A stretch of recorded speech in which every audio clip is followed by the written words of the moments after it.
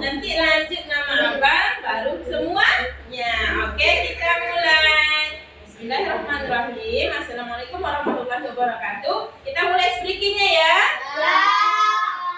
Umi Zakia itu namaku, punya banyak teman-teman. Tangannya ada namanya Naufal, ada juga namanya Bila. Namanya Rizik itu namaku, punya banyak teman-teman. Ada namanya Gali, ada namanya Gali, ada juga namanya Nasli.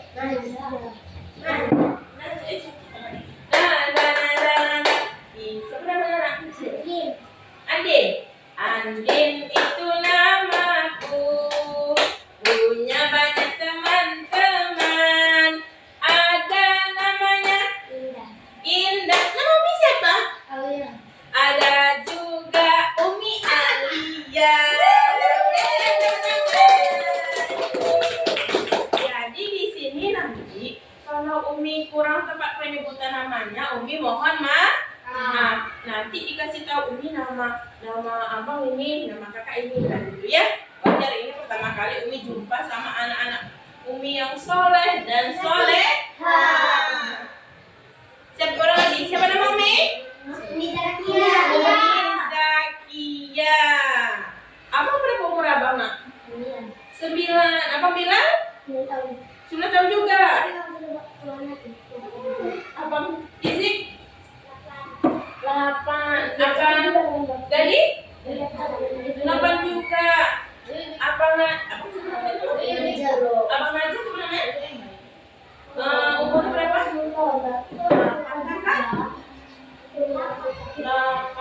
Kayaknya berapa? 8. Berarti Umi yang tua ya. Kalau umur Umi udah 35 tahun. Udah lama Umi hidup rupanya. Oke sayang, sebelum kita mulai, alangkah baiknya kita berdoa. Cuma ada juga nyanyiannya, sebutin Umi ya. Satu jari kanan, satu jari kiri, digabung menjadi 2, jadilah jembatan panjang. 2 jari kanan, 2 jari kiri, digabung menjadi 4, jadilah kamera. 3 jari kanan, 3 jari kiri, digabung menjadi 6, jadilah menara tinggi. 4 jari kanan, 4 jari kiri, digabung menjadi 8, jadilah telinga gajah. 5 jari kanan, 5 jari kiri, digabung menjadi 10. Mari kita berdoa. Berdoa dimulai. Sama-sama. Bismillahirrahmanirrahim. Alhamdulillahirabbil alamin. Ar-Rahmanir-Rahim. Maliki yaumiddin. Iyyaka na'budu wa iyyaka nasta'in. Ihdinas siratal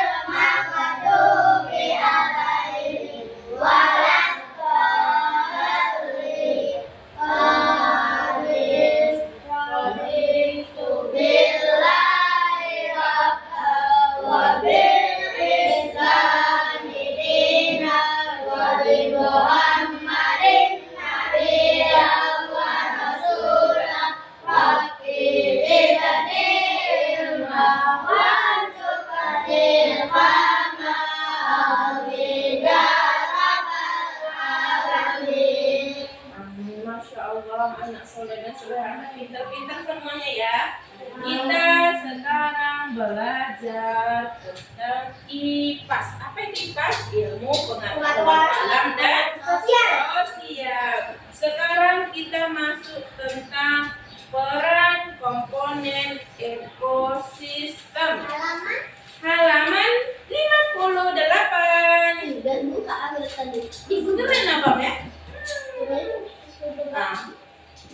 Halaman 58. Di sini siapa yang belum pandai membaca? Aku udah. Yang belum lancar. Gali Andin Indah Fatan. Aku Fatan nggak masuk. Enggak apa-apa. Berarti belajar terus nanti pasti menjadi anak yang pintar. Oke, di sini Umi bacakan. Nanti anak Umi simak ya. Boleh? Yang pertama yaitu peran komponen biotik. Apa itu peran komponen biotik?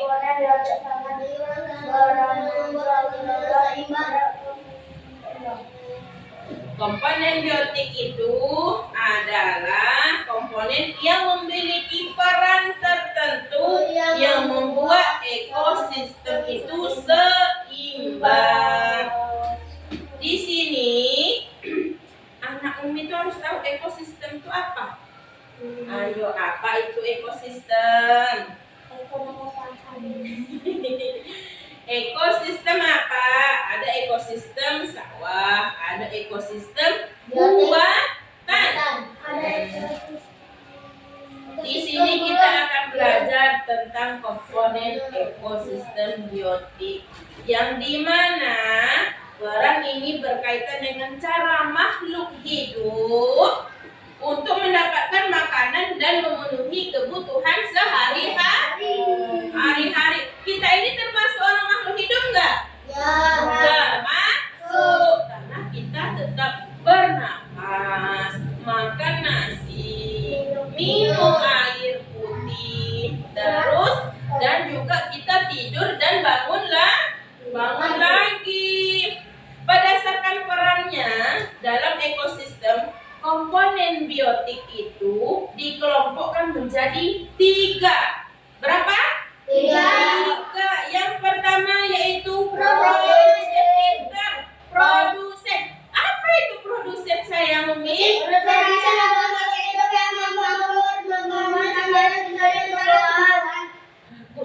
Komponen produsen itu ialah makhluk hidup yang mampu membuat makanan sendiri. Misalnya tumbuhan itu mulai dari akar, mereka menserat zat-zat di dalam tanah dan akan menimbul sebuah cabang. Dari sebuah cabang itu akan menimbulkan daun. Apa akan menimbulkan? Daun. Setelah daun itu dari zat-zat tanah tadi menimbullah sebuah putik. Ada tahu putik? Buah-buahan. Putik. Bunga. Setelah putik baru menjadi sebuah bunga. Dari bunga itu menjadi sebuah buah-buahan. Dari putiknya itu dari putik mangga, buah mangga menjadi buah mangga. Dari bunga menjadi apel.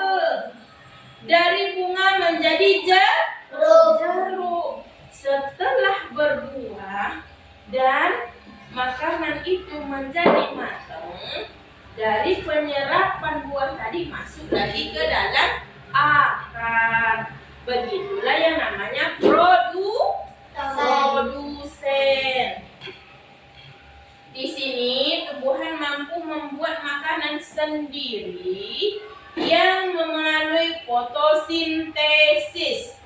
Fotosintesis itu seperti yang dijelaskan tadi, dari mulai zat tanah sampai menjadi buah. Terus hasil dari proses fotosintesis ini dilakukan tumbuhan adalah glukosa dengan oksigen. Berarti tumbuhan itu juga memerlukan oksigen seperti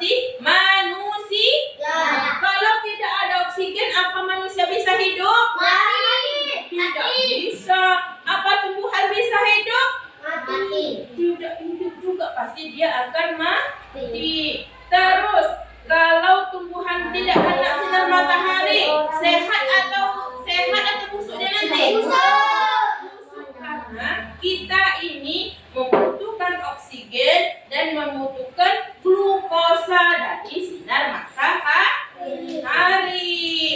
Glukosa ini dimanfaatkan sebagai sumber energi bagi tumbuhan itu sendiri dan makhluk hidup lainnya. Oleh karena itu, produsen berperan dalam ekosistem untuk menyediakan makanan. Oke, nak? Oke. Yang kedua, Konsumen. bagus apa? Konsumen. Coba Bang baca konsumen itu apa? Konsumen adalah makhluk hidup atau organisme yang memakan atau dari makhluk hidup lainnya. Cara membacanya, jangan laju-laju. Cara membacanya seperti ini. Dengarkan Umi ya. Konsumen adalah makhluk hidup atau organisme yang memakan atau mengkonsumsi makanan yang berasal dari makhluk hidup lainnya. Maksudnya ini adalah seperti contohnya tikus memakan padi di sawah.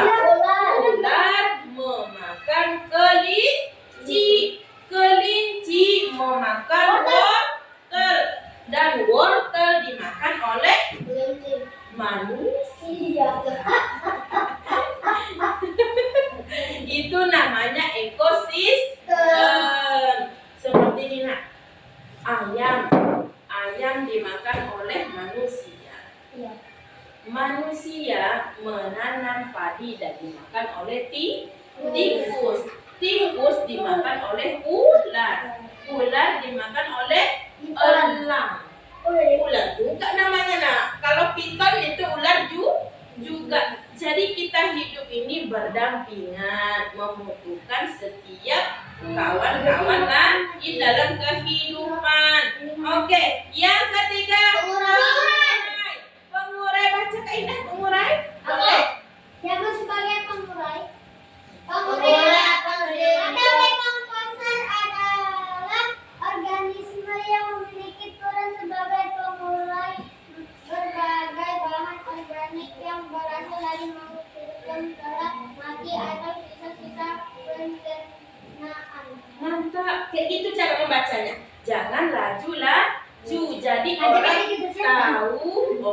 tahu apa yang dibaca, apa maknanya, dan mudah dimengerti. Bagusnya kenapa Bang nak? Bang Rizik. Tepuk tangan Bang Rizik dulu. Apa saya? Iya nak, Masya Allah. Naja ya. Tepuk tangan aja. Di sini pengurai atau dekomposer adalah organisme yang memiliki peran sebagai pengurai sebagai bahan organik yang berasal dari makhluk hidup yang telah mati atau sisa-sisa pencernaan. Pencernaan di mana? Pernah kamu lihat nggak? Pernah nggak anak Umi lihat? Ada pohon yang telah mati. Tumbuhi dan dari pohon yang mati tadi itu tumbuhlah jamur. Yang seperti di batang sawit yang mati itu kan? Batang sawit itu kan ada mati. Nanti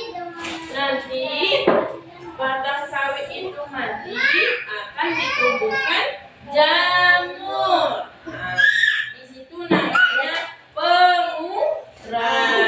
Oke, saya Umi.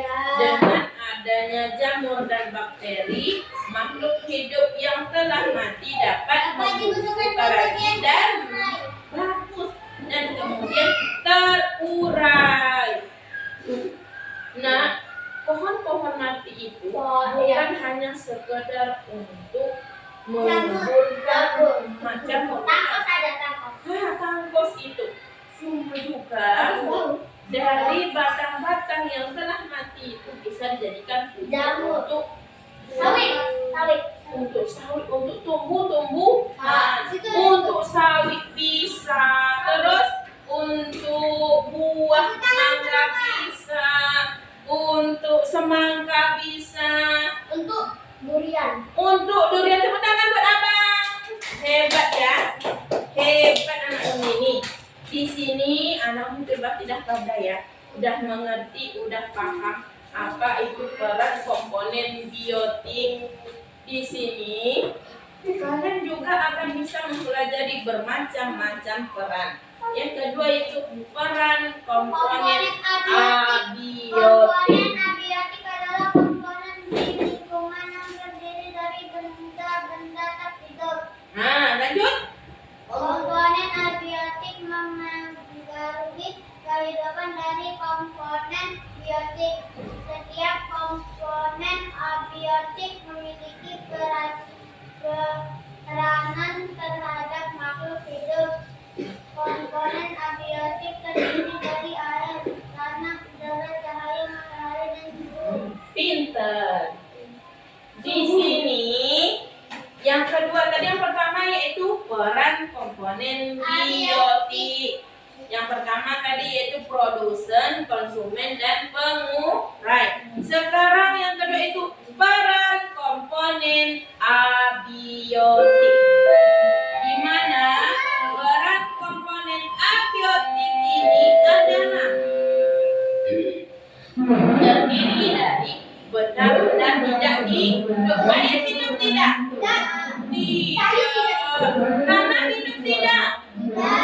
Tidak. Cahaya matahari hidup tidak? Cahaya matahari hidup tidak? Tidak. Suhu hidup tidak? Tidak. Mereka tidak hidup, tapi mereka memiliki peran penting dalam kehidupan. Makanya itu disebut dengan abiotik, karena mereka itu berhubungan dengan biotik. Kalau tidak ada abiotik, tidak ada air, kita manusia ini akan menjadi kehausan, kelaparan, kering, terus akan terjadinya pemunahan makhluk hidup. Nih, sekarang ini kan musim kemarau ini. Tapi ada musim hujan. Musim kemarau atau musim hujan? Musim hujan. Belum lagi, masuk sekali baru hujannya. Tapi mudah-mudahan nanti musim hujan. Di sini nak, di sungai daerah Kampar ini, di sungai daerah Kampar itu terjadinya penyurutan yang sangat terjang. Sungai Tapung. Jadinya sekarang PLTA tahu? Pengalian listrik kita nih semuanya dari sungai Kampar. Jadi nanti kalau seandainya mesinnya sudah tidak terputar oleh air, maka arus listrik akan menjadi padam. Jadi seharusnya kita terang oleh arus listrik menjadi gelap. Karena apa? Karena air kita telah surut. Jadi anak Umi ini selalu berdoa agar nanti air hujan turun lagi dan listrik kita bisa hidup kembali seperti normal, dan juga kita bisa meminum air yang sehat. Yang pertama, air. Air adalah salah satu kebutuhan dasar yang diperlukan oleh makhluk hidup. Adalah air. Air diperlukan makhluk hidup untuk memenuhi kebutuhan di dalam tubuh. Di dalam tuh. Kalau abang nggak minum seharian air, bisa nggak? Akan kita menjadi dehidrasi. Setelah dehidrasi dan kita akan menjadi lemas. Setelah lemas kita akan pingsan. Setelah pingsan langsung dipanggil oleh Allah. Matilah. Karena kita kehausan. Tapi manusia ini bisa menahan air itu selama 3 hari. Lebih daripada 3 hari itu kita tidak bisa lagi, maka terjadilah yang namanya kematian. Yang kedua, apa kakak baca kakak? Tanah dalam ekosistem berperan sebagai tempat tinggal berbagai jenis sebagai organisme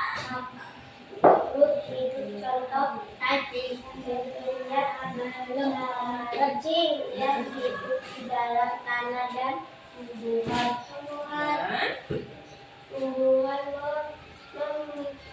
memerlukan tanah untuk menancapkan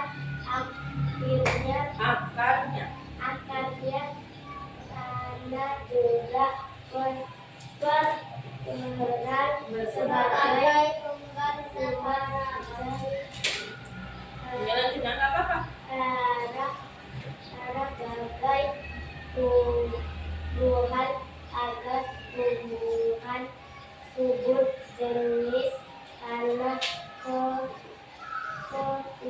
kekurangan harap maka pertumbuhan akan terganggu. Bagus, tepuk tangan buat Kak Indah. Inter. Nah, di sini tanah adalah ekosistem berperan sebagai tempat tinggal berbagai jenis makhluk hidup. Contohnya cacing. Terus apa lagi yang ada? Terus apa lagi tinggal dalam tanah? Udara. Ada udara juga, ada oksigen itu. Subur. Ada lagi. Saya matahari. Jangan. Suhu. Manusia yang telah mati. Udara, cahaya, suhu. Yang di dalam tanah itu ada cacing, akar, terus ada yang namanya belatung juga bisa, belatung, ular, terus apa? Kelabangnya juga. Kelabang, betul. Apa lagi nak? Dari kelabang apa lagi? Ayam. Yang satu sama satu lagi itu. Piting. Bukan kepiting. Apa namanya? Iya bang. Apa namanya bang? Apa tidak? Apa namanya ya? Kalajengking. Tepuk tangan buat Umi. Kalajengking. Tumbuhan ini memerlukan tanah untuk menancapkan akar. Kalau tidak ada tanah, gimana tumbuhan mau hidup? Karena mereka memerlukan zat-zat hara di dalam tanah. Tanah juga berperan sebagai sumber zat hara bagi tumbuhan agar tumbuhan subur. Jika tanah kekurangan zat hara, maka pertumbuhan akan terganggu. Sekarang baca oleh Abang Balik, yaitu udara. Udara adalah campuran gas di permukaan bumi. Campuran gas yang menyusun udara antara lain oksigen, karbon dioksida, nitrogen, dan karbon monoksida. Semua makhluk hidup membutuhkan oksigen untuk bernapas, membutuhkan karbon dioksida untuk melakukan fotosintesis. Karena oksigen yang hidup di air juga memerlukan udara yang terlarut dalam air untuk memenuhi kebutuhan hidupnya. Oke, pintar. Yaitu udara adalah campuran gas yang terdapat di permukaan bumi. Campuran gas yang menyusun udara antara lain yaitu oksigen. Setelah oksigen apa lagi nak? Oksigen cahaya matahari. Cahaya matahari. Terus apa lagi? Suhu. Terus apa lagi?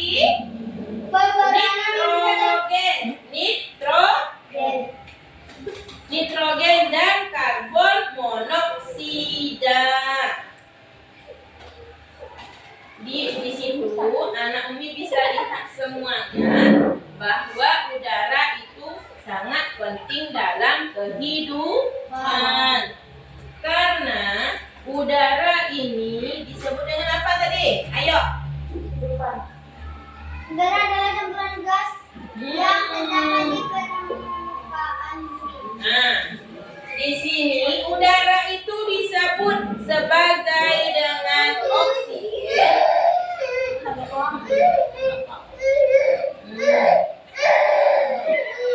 Dan yang antara yang D, cahaya matahari dibaca oleh kakak. Kak Andin, baca Kak Andin. Yang D, cahaya matahari. Aku paham.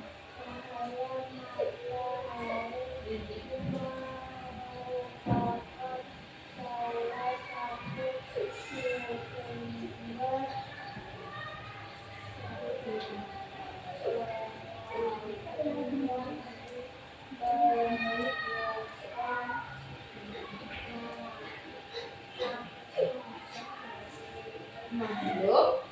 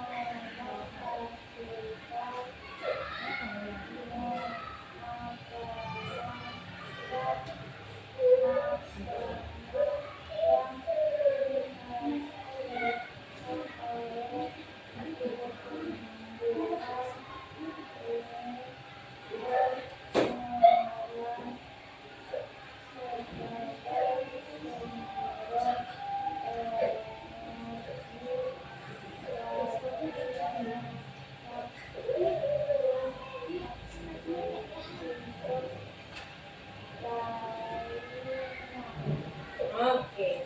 Tepuk tangan buat kakak siapa namanya? Kak Andin, tepuk tangan. Pinter ya.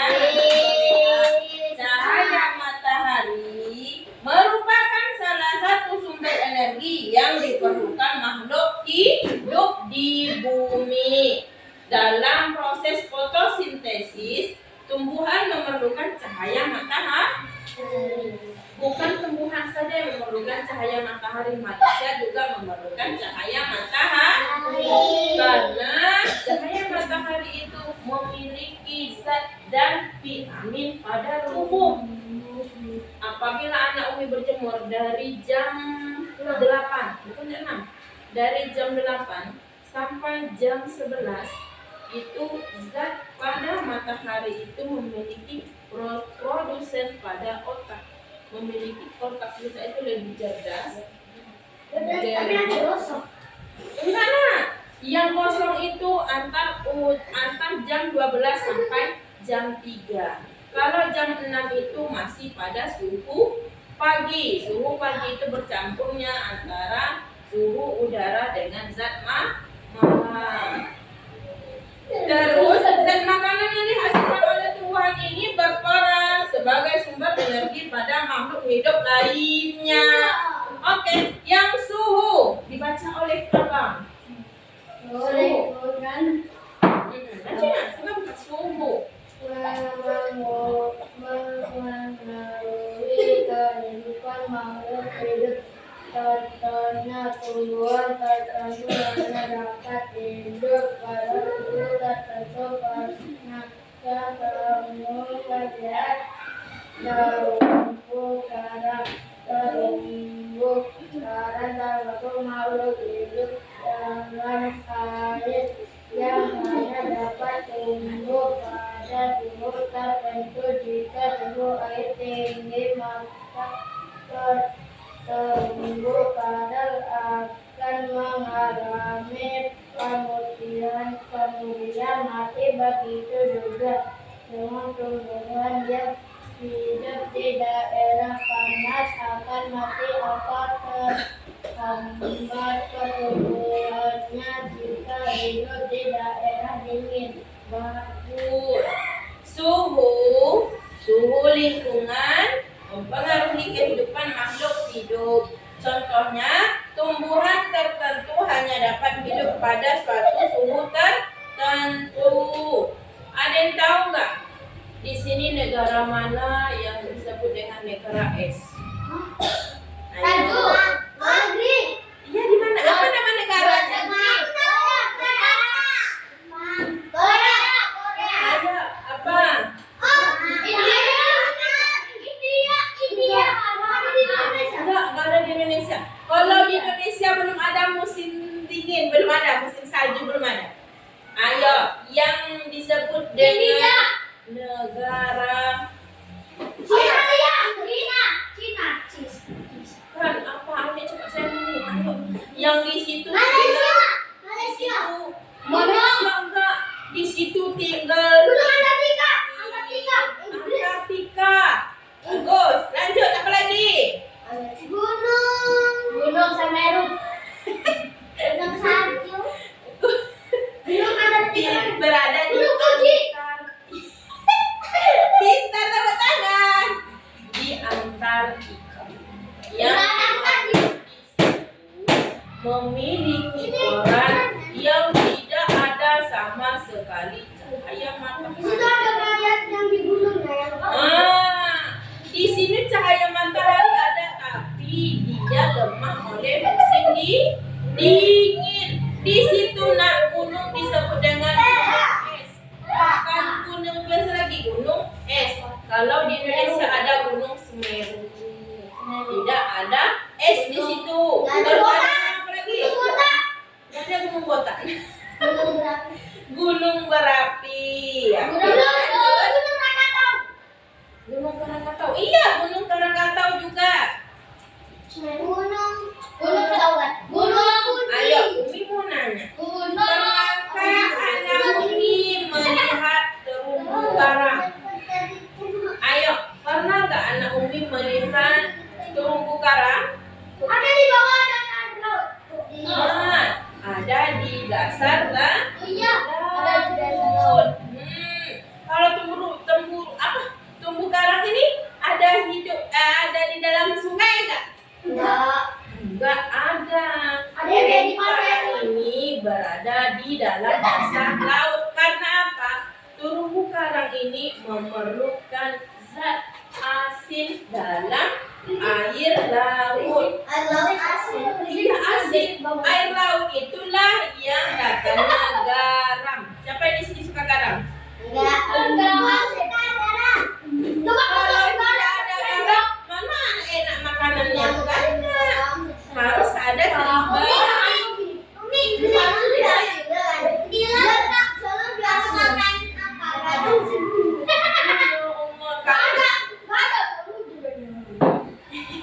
Kalau garam segunung bahaya itu, Umi yang angkat tangan nanti. Ini penghapusnya ya.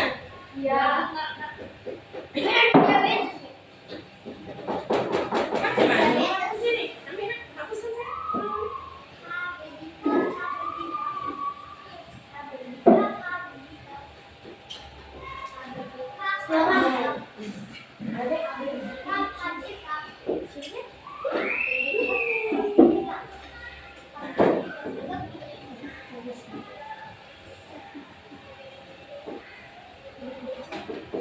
Oke, makasih Abang.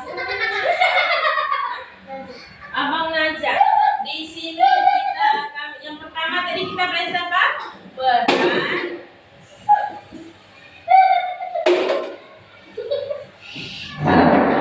Komponen.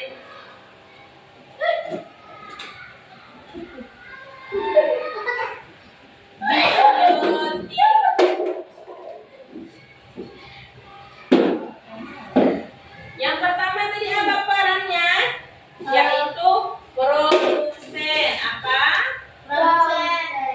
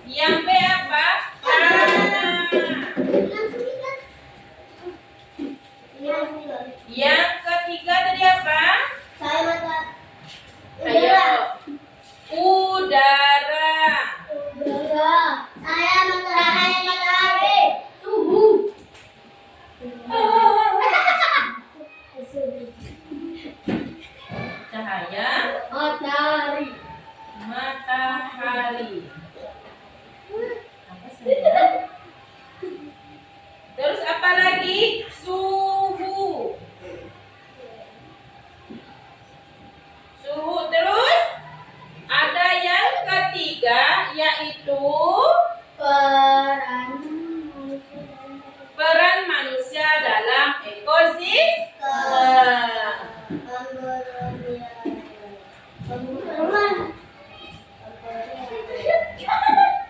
Pemburuan liar.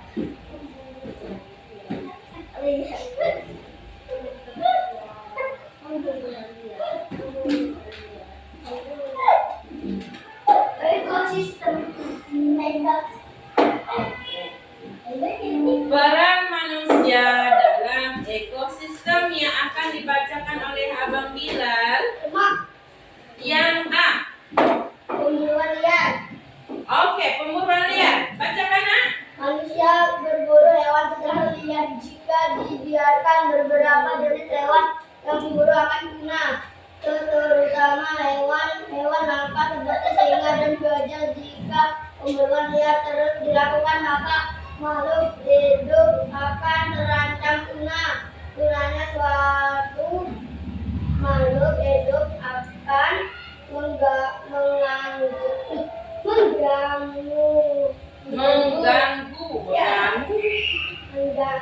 keseimbangan ekosistem.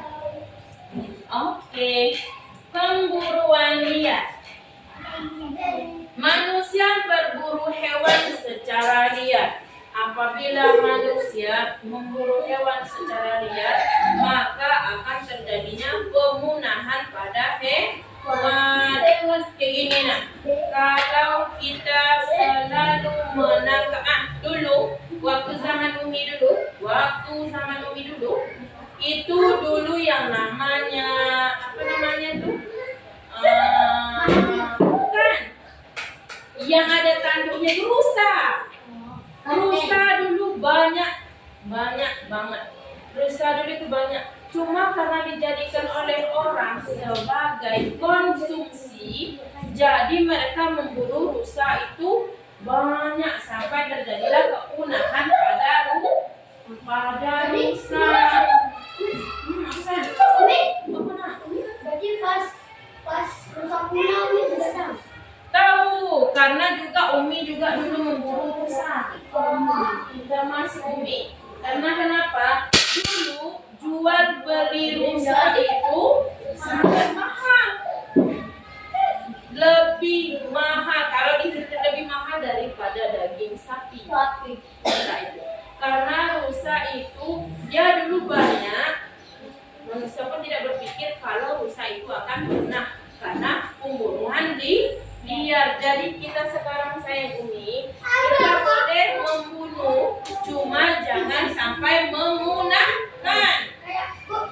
Kijang yang rusak itu Beda. Kalau kijang itu dia ada apa namanya tadi?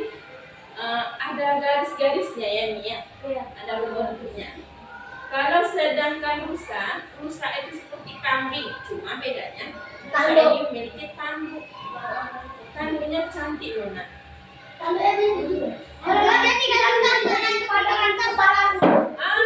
Kan ada tuh biasanya di rumah-rumah orang kaya itu banyak loh tanduk rusa. Kenapa? Karena dibeli oleh orang yang lebih kaya itu.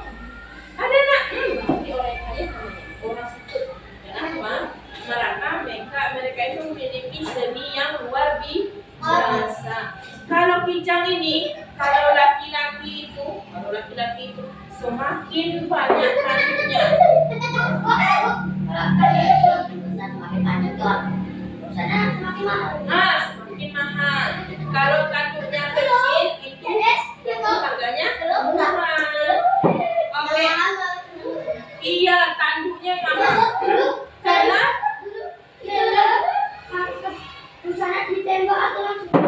bukan. Dulu kalau Umi nangkap rusa itu dari bambu. Iya, dilempar. Di bambu ujungnya jadi adem. Enggak. Bambu itu dibuat kayak lubang. Jadi dikasihlah di situ. Kalau rusa ini suka memakan tumbuh-tumbuhan.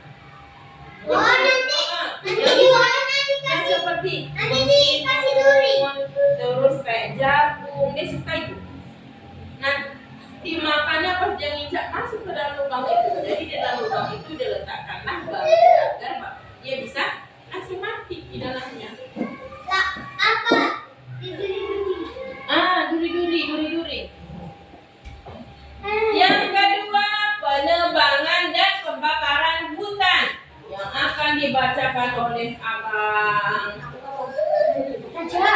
Najwa. Najwa.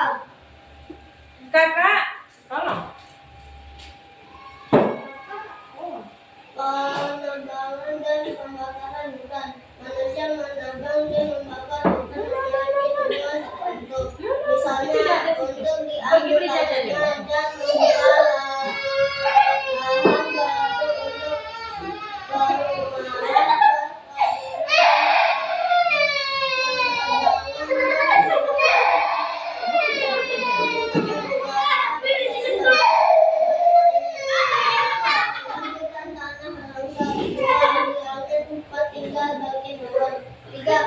perumahan. Menjadi tanduk polusi udara karena asap pembakaran hutan. Kok ada kan? Umi kan mau segala, tak mampu. Ada bumi. Sip, bagian ngambil besi. Anjing. Gimana? Kenapa? Udah hilang. Ini nanti hujan sama nayangan. Malam makin malam. Nih. Kopi. Ini rokok. Penebangan dan pembakaran hutan. Manusia menebang dan membakar hutan memiliki tujuan tertentu. Yang pertama seperti mengambil kayu untuk membangun rumah. Kalau itu bukan ditebang, itu menunggu kayu yang sudah mati. Kalau itu malah mau dia. Terus ada untuk perkebunan dan pabrik. Penebangan dan pembakaran hutan secara terus-menerus akan menyebabkan beberapa bencana seperti apa nak? Banjir. Kok bisa Mi? Hutan ditebang kok bisa banjir? Nah, oke. Hutan ditebang, nih. Umi, kalau tidak gambar Umi pinjam aja ya. Ini adalah tumbuhan.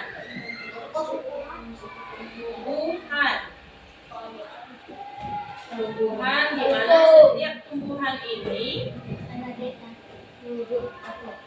memiliki hubungan berdampingan. Masuknya hujan, nah nih, hujan ini, hujan akan ditampung oleh hutan dari zat-zat hara dan suhu-suhu yang ada di akar dan tanah. Nah, dan hutan akan menghambat terjadinya kelongsoran dan kebakaran. Tapi apabila hutan ditebang, nih, ini subur tadi nih, ini hutannya ditebang, tidak ada lagi pohon hutannya. Nah, ditebang semuanya. Ini bukan orang ya, ini tumbuhan nih. Tumbuhan yang ditebang. Nih, tebang semuanya, nggak ada lagi apa-apa. Nih. Jadi hujan yang datang,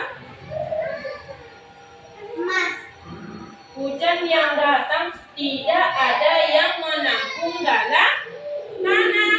Mereka akan mengikis lapisan yang di dalam tanah.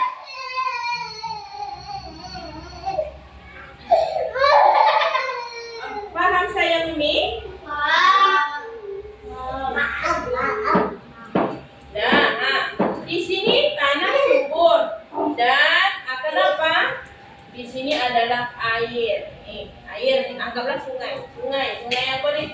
Sungai Semeru. Sungai dalam. Bukan. Jalan itu. Ini sungai nih. Sungai. Apabila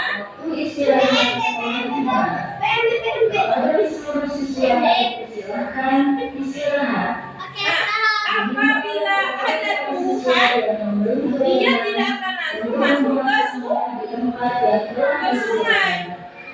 Tapi apabila ini hutannya dikebak, maka semua air masuk ke sungai. Dan sungai ini tidak bisa menampung luapan air, maka akan terjadi banjir, ditambah oleh manusia yang membuang sembarangan sampah. Anak Umi, jagalah kebersihan, jangan membuang sampah sembarangan. Dan yang terakhir yaitu merusakan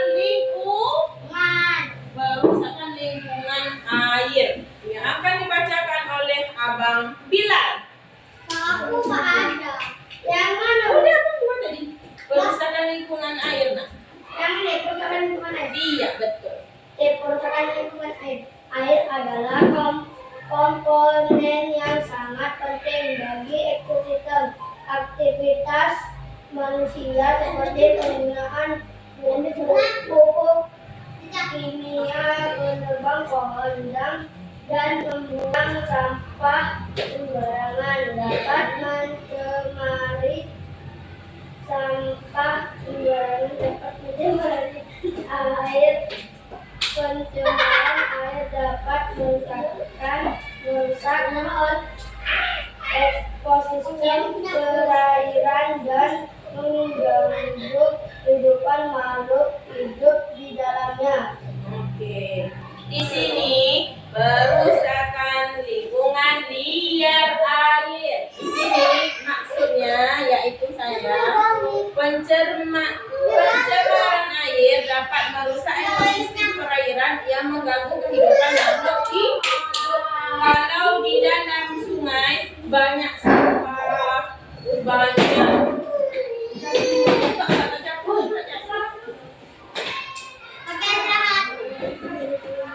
Oke, di sini ada pertanyaan saya Umi. Ada yang bertanya nggak? Ada yang bertanya? Ibu, ada kalau kita buang sampah ke air nanti bisa jadi banjir atau Kalau kita buang sampah ke dalam air, maka terjadi penumpukan sampah dan sampah itu menghambat terjadinya arus air, maka terjadilah sebuah penimbunan air dan penimbunan air itu akan mengakibatkan terjadinya banjir dan semua sampah yang kita buang tadi akan kembali ke rumah kita yang digeserkan oleh banjir. Jadinya yang tadinya di dalam sungai itu tidak memiliki ular yang banyak karena sampah yang disukai oleh ular, maka dipenuhi dengan ular-ular berbisa. Kalau ular kobra itu paling suka tempat yang banyak sampah dan bau. ular sanca? Jadi anak Umi jangan buang sembarangan sampah. Oke, kita tutup doa majelis sebelum keluar kelas.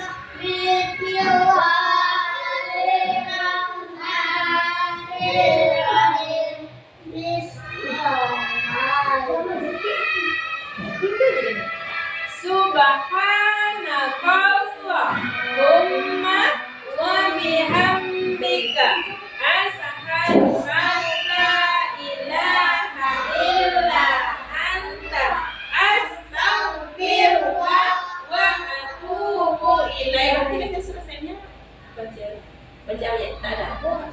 Assalamualaikum warahmatullahi wabarakatuh.